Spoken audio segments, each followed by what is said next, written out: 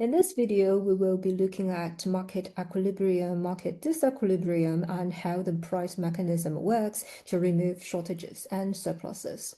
Market equilibrium occurs at the point where the market demand curve intersects with the market supply curve at point E on the diagram. At this market equilibrium price PE, quantity supplied equals the quantity demanded, both at QE. Everything produced is sold. There's no shortage, no surplus, and no pressure for the price to rise or fall.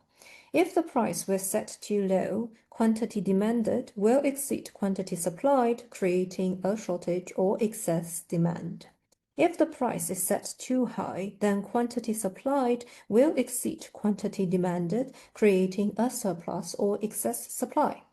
Excess demand and excess supply will exert upward and downward pressure on price respectively, causing the market equilibrium price to have a tendency to change. And now the core part, how the price mechanism removes shortages and surpluses. The price mechanism is the way in which market prices allocate resources and determine how goods and services are distributed through the signaling, incentive, and rationing functions of price. Let's look at a diagram. In this diagram, the original price was PE and transaction quantity was QE. Then suddenly the demand curve rises and shifts rightwards from D to D prime, perhaps due to a favorable change in taste and preferences towards the good.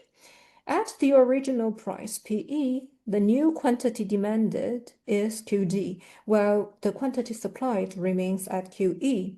Since QD exceeds QE, the quantity supplied, this creates a shortage. The shortage will exert an upward pressure on price and kickstart the price mechanism.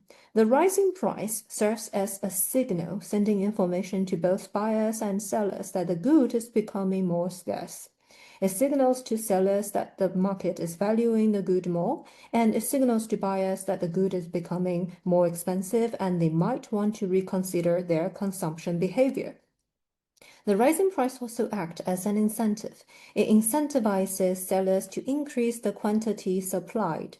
This can be shown as an extension along the supply curve. The rising price also incentivizes consumers to reduce the quantity demanded of the good, and this can be shown as a contraction along the new demand curve. The rising price rations the available supply among consumers who are willing and able to pay the higher price until a new market equilibrium is reached at point E prime, with a new market clearing price, which is higher than before. Now imagine that the supply shifts rightwards, increases, for example, due to technological improvements, reducing the production cost. The supply curve is shifting from S to S prime on the diagram. At the original market equilibrium price PE, the new quantity supplied becomes QS, which exceed the quantity demanded QE. This creates a surplus, which exerts a downward pressure on the price of the good and kickstart the price mechanism again. The declining price acts as a signal, sending information to buyers and sellers that the good is becoming less scarce. It signals to sellers that the market is placing less value on the good, and it signals to buyers that the good is becoming cheaper. The declining price also acts as an incentive. It incentivizes consumers to increase the quantity consumed of the good, and this can be shown as an extension along the demand curve. The declining price also incentivizes sellers to reduce quantity supplied, and this can be shown as a contraction along the new supply curve. The falling price then rations the available supply among consumers who are willing and able to buy until a market equilibrium is again formed at E prime with a new market clearing price and new transaction quantity. The surplus then disappears as the price falls and the market settles at a new equilibrium point.